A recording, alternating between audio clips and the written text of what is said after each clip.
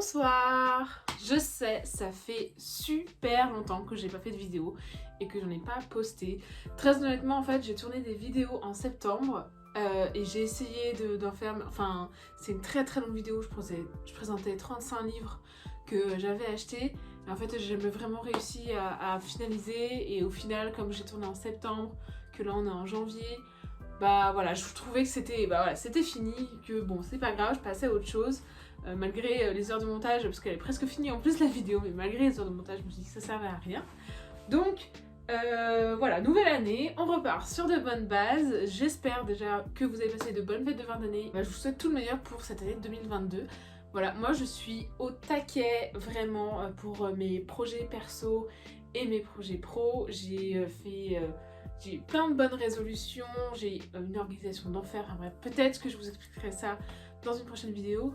Mais en attendant, aujourd'hui, donc, je voulais faire un peu... C'est un peu comment dire, le concept un peu de base des booktubeuses en début d'année. C'est voilà, les romans qu'on a préférés. Du coup, l'année passée, l'année 2021, j'ai lu au total 37 livres, sachant que du coup j'étais en cours, pendant l'été j'ai eu un stage, j'étais vraiment tout le temps prise. Il y en a une douzaine en anglais, 24 en français, donc c'est un tiers, deux tiers à peu près. Je trouve que c'est assez équilibré. Voilà, donc là je vais vous présenter ceux qui m'ont marqué ou que j'ai préféré durant cette année 2021. J'espère que ça va vous plaire. Alors, le premier, celui-là je l'ai lu en janvier.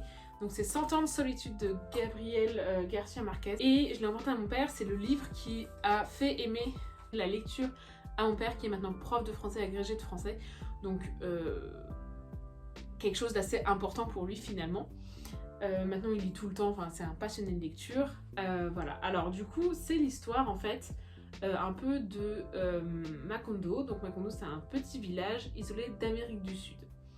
Et en fait, c'est la famille Buendia, qui va s'y installer avec un peu du village dans lequel ils étaient avant. Et en fait, voilà, c'est un peu l'histoire de cette famille à Macondo sur une période de 100 ans à peu près. Et c'est juste extraordinaire. On va suivre du coup cette famille qui va s'agrandir avec différents personnages, leur histoire, comment eux ils vont vivre, comment ils vont grandir, etc. C'est tout bonnement incroyable, donc je vous le conseille vraiment fortement. Il y a beaucoup de... C'est pas difficile du tout à lire, c'est juste la manière dont... Pas la manière dont c'est écrit, mais la typographie, je dirais. Voilà, par exemple, vous avez une page entière sans paragraphe. Donc parfois, il faut un peu s'accrocher. Voilà. Pas beaucoup de paragraphes, en fait. C'est un peu ça, je dirais, qui peut donner du fil à retordre dans la lecture.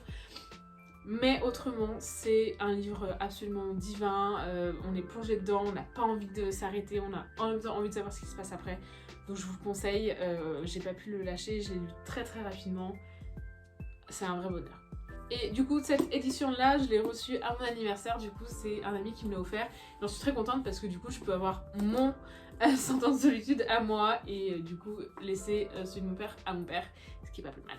Alors ensuite il y a I've Got Your Number de Sophie Kinsella, donc lui je l'ai lu en mai. Alors je sais pas si vous connaissez Sophie Kinsella, mais c'est celle qui a fait L'accro au shopping, donc très connue, hein. C'est vraiment une autrice super connue.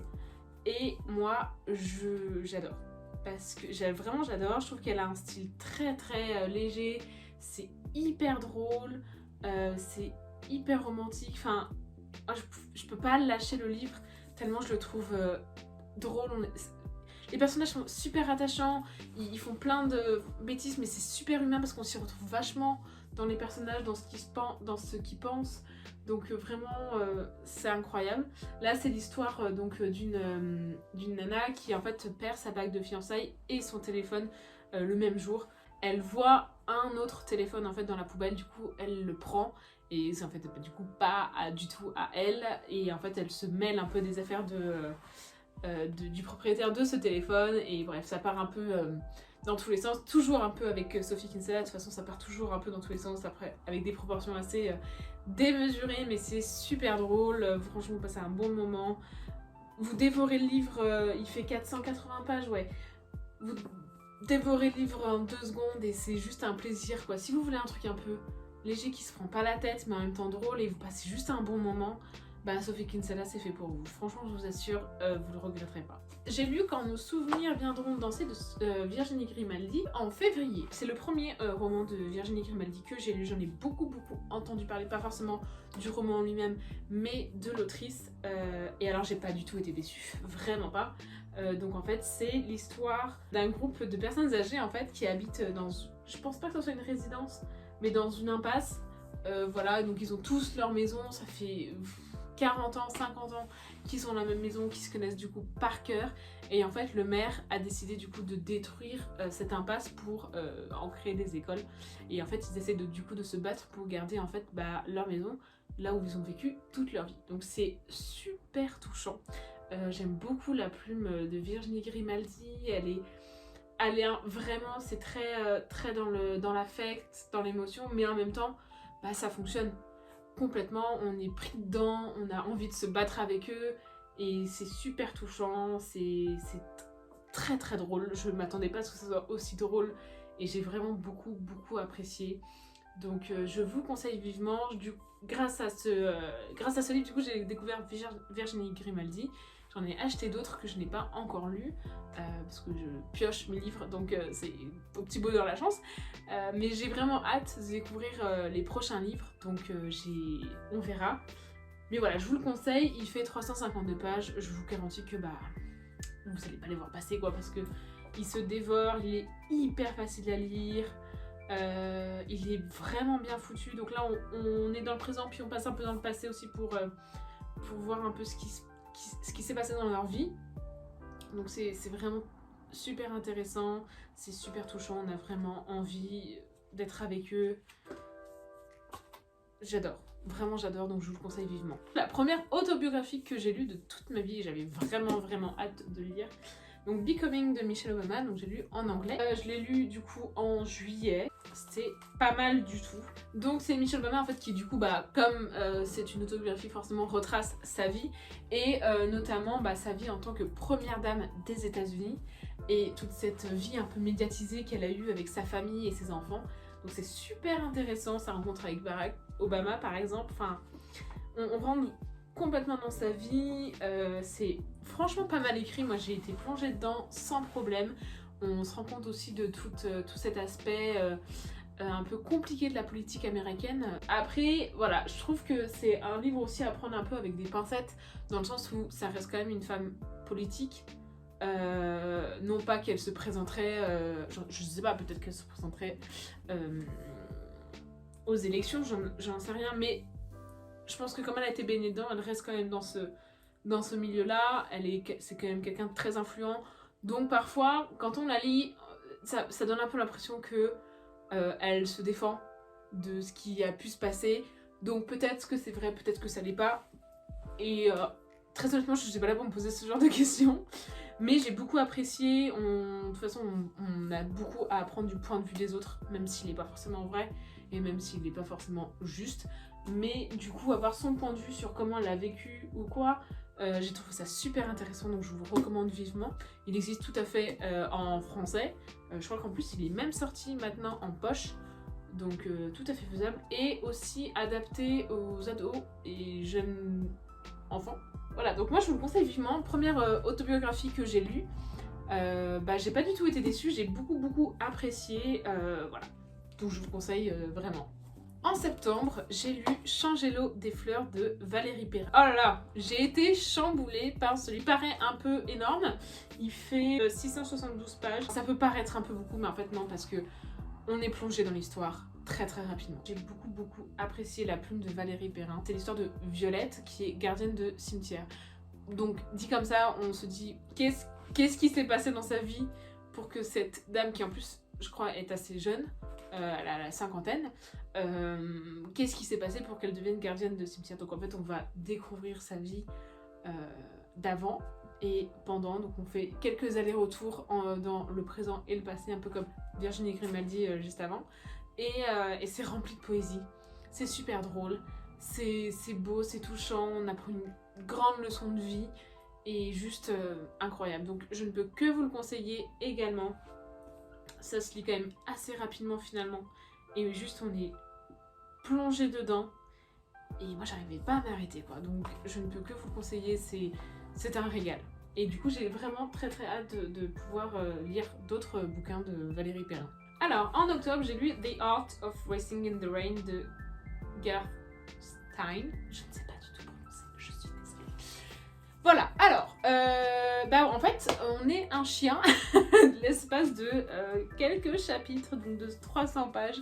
En fait on est dans la tête d'Enzo qui est un chien, un labrador ou un golden retriever, je ne sais plus du tout la race, je ne sais pas, c'est vrai.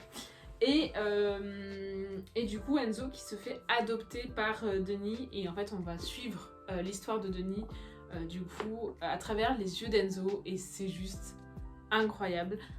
Vraiment j'ai adoré, c'est très frustrant parce qu'en fait on voit que Enzo comprend tout ce qui se passe mais qu'il ne peut rien faire et qu'il ne peut pas communiquer du coup correctement vu que c'est un chien, mais du coup c'est très frustrant à certains moments, mais c'est tellement touchant. Ça m'a vraiment donné envie d'avoir un chien à la fin. Alors je suis pas très team chien pour le coup, donc vraiment je ne peux que vous le conseiller. Ça je l'ai super rapidement, c'est super simple, c'est juste touchant, enfin on passe un bon moment. Incroyable. Il existe aussi en français il me semble, hein, que c'est tout à fait possible. En anglais c'est du niveau je dirais intermédiaire. C'est pas du tout compliqué à comprendre, donc faut pas un niveau avancé du tout. Je pense que ça peut être un bon début si vous commencez à être un peu à l'aise en anglais. Je vous conseille vivement en anglais, c'est très facile. Alors en mai j'ai lu une trilogie dont on entend beaucoup parler en ce moment parce que le premier livre vient de sortir, il est sorti en octobre en français, donc c'est The Kiss of Deception qui est sorti en 2014, avec ensuite The Hurt of Betrayal qui est sorti en 2015 et The Beauty of Darkness qui est sorti en 2016. Donc moi je les ai lus en mai. J'ai commencé, alors très honnêtement on m'avait donné le premier comme ça, donc moi je ne savais pas du tout qu'en fait que c'était une trilogie, donc j'ai commencé le premier. Et du coup rapidement je me suis rendu compte que c'était plusieurs livres, donc j'ai acheté les deux autres. Le premier livre est très lent. Donc c'est l'histoire de Lia qui est une princesse et en fait qui s'enfuit le jour de son mariage. Parce que justement elle veut pas se marier, elle veut pas, parce qu'elle est censée se marier avec quelqu'un qu'elle ne connaît pas, qu'elle n'a jamais rencontré. Donc elle ne veut pas du tout de cette vie-là, un peu prisonnière. Donc elle décide de s'enfuir avec son ami et aussi gouvernant. Elle décide de se poser dans un petit village. Elle ne sait pas qu'en fait, le prince qu'elle a abandonné à l'hôtel et un assassin sont à sa poursuite. Donc l'un pour la retrouver et l'autre pour la tuer. Voilà, en gros, ça c'est vraiment le pitch du premier livre qui fait 300 pages.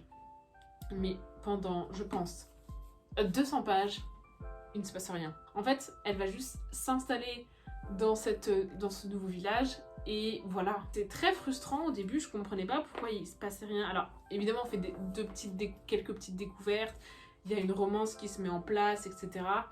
Donc voilà, on la voit grandir, on la voit devenir très indépendante, etc. Mais voilà, c'est tout. Et en fait, ça s'accélère aux 100 dernières pages, quoi. Donc au début, j'avais vraiment beaucoup de mal. Mais après, ça s'accélère d'un coup, les 100 dernières pages. Et en fait, on se rend compte que l'histoire va au-delà de juste Lia qui refuse d'épouser quelqu'un.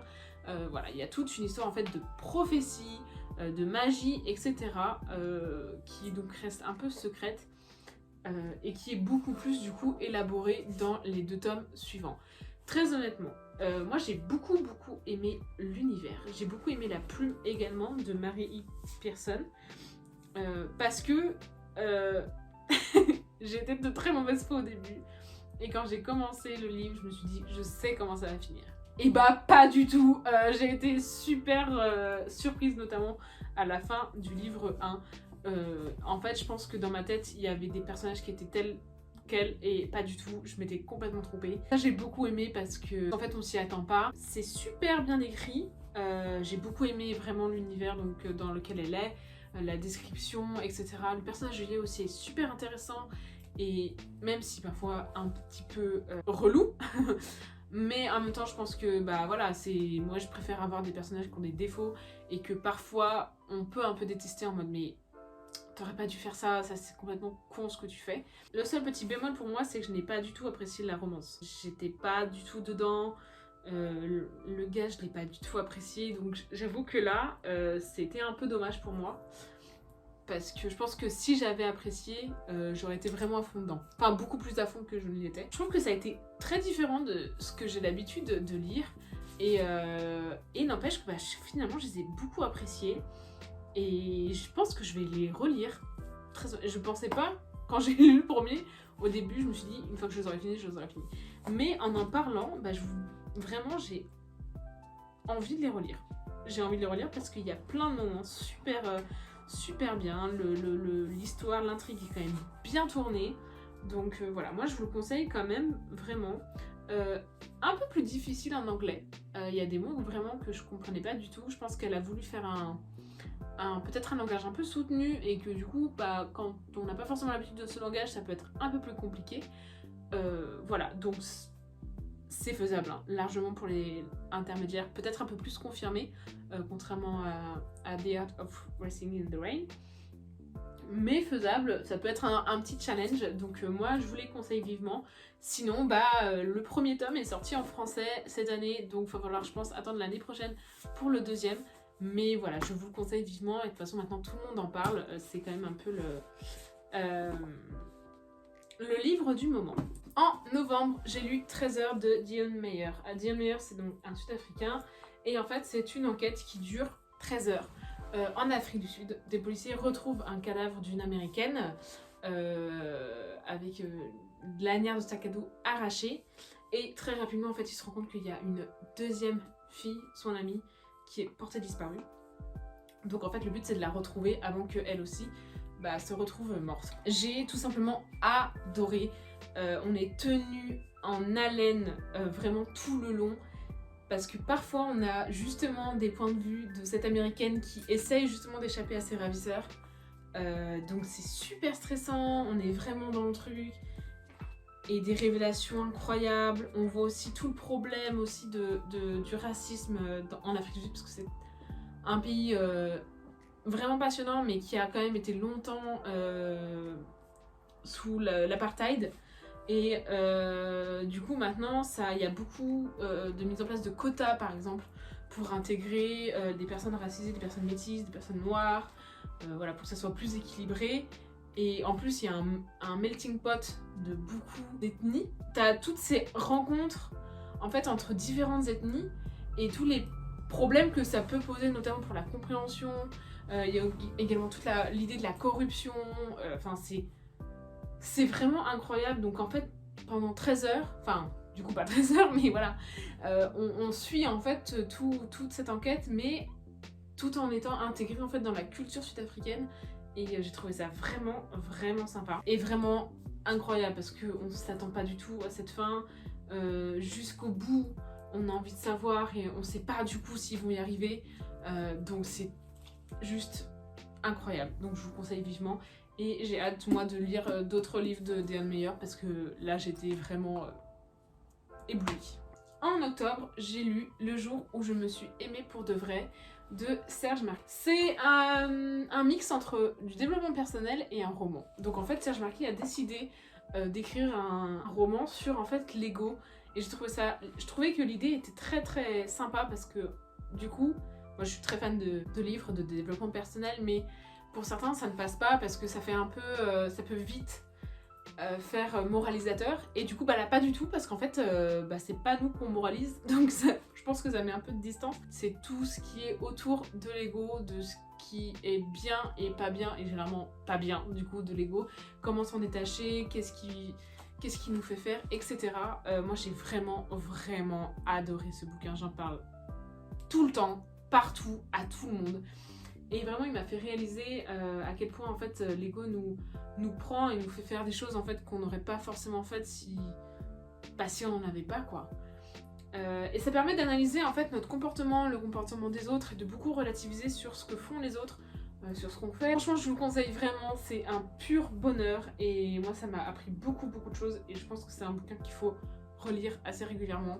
parce qu'on ne se lasse pas. En octobre, j'ai lu Cogito de Victor Dixon. C'est l'histoire de Roxane qui est admise à un stage, où c'est un stage intensif en fait pour avoir tout le programme du bac en tête grâce à des neurotransmetteurs. C'est dans une société en fait qui utilise beaucoup plus l'intelligence artificielle que nous, et ce qui a donné en quelque sorte des classes sociales vraiment séparées, et notamment séparées par la hauteur. Les plus précaires du coup sont au sol, genre à la surface de la terre, et du coup les plus riches sont en fait légèrement suspendus, il me semble. Je sais pas comment dire, une espèce de plateforme, je dirais, je ne sais pas, au-dessus d'eux avec plein de buildings, etc. La société est un peu catégorisée, du coup, comme ça, et Roxane fait partie, bien entendu, de la classe un peu plus précaire. C'est vraiment une société qui est un peu dépendante de l'intelligence artificielle, c'est-à-dire que maintenant il y a de plus en plus de robots qui ont remplacé les hommes. Et Roxane, en fait, sa mère est morte à cause d'un robot, du coup elle a un peu une haine envers eux, envers cette utilisation excessive de l'intelligence artificielle. Et donc elle va quand même y aller parce que elle veut à tout prix ne plus être dans cette précarité voilà, qui lui va pas du tout. Et en fait, les choses finalement tournent un peu mal. Pas mal apprécié la plume, j'ai trouvé que Roxane était une héroïne un peu atypique. Alors elle fait un peu, elle se surnomme la clébarde, elle est un peu rebelle, enfin voilà, c'est un peu le cliché de l'héroïne qu'on a dans les, dans les dystopies. Mais elle a beaucoup de défauts, et ça j'ai beaucoup apprécié. Moi j'aime beaucoup les personnages avec des défauts, je trouve qu'ils sont tellement vrais, on s'identifie beaucoup plus à eux que quelqu'un qui est parfait et qui fait jamais d'erreur. Donc voilà, donc là j'ai beaucoup apprécié. Elle envoie un peu tout le monde bouler, alors que c'est pas nécessaire du tout. Du coup elle est assez touchante au final.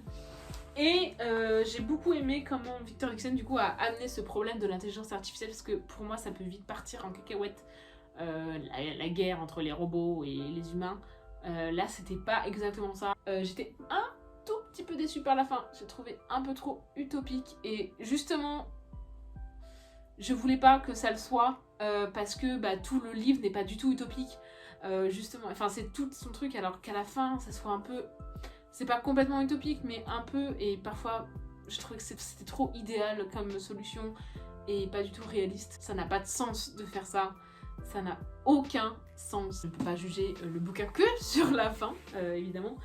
Mais j'ai beaucoup aimé cette plume avec Victor Dixon. Je trouvais que c'était bien amené, qu'on avait quelques petits indices, on savait pas trop où on allait.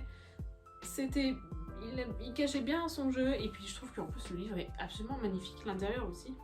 Il y a beaucoup de graphes, voilà, de petits trucs comme ça. Je trouvais vraiment super sympa. Voilà, on trouve des chapitres comme, c'est quand même vraiment cool. J'ai un peu hâte de voir d'autres Victor Dixon.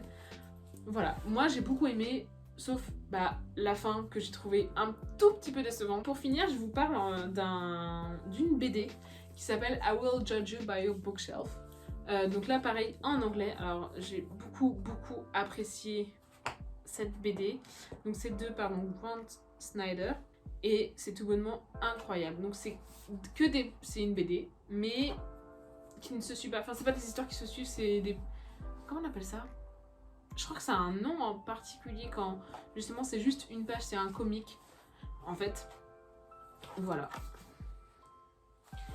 Donc en fait on va suivre, c'est la vie d'un lecteur, d'un écrivain, tous ces petits challenges, tout ce qui se passe un peu dans sa tête, et c'est juste tellement drôle, tellement bien fait, tellement touchant en même temps.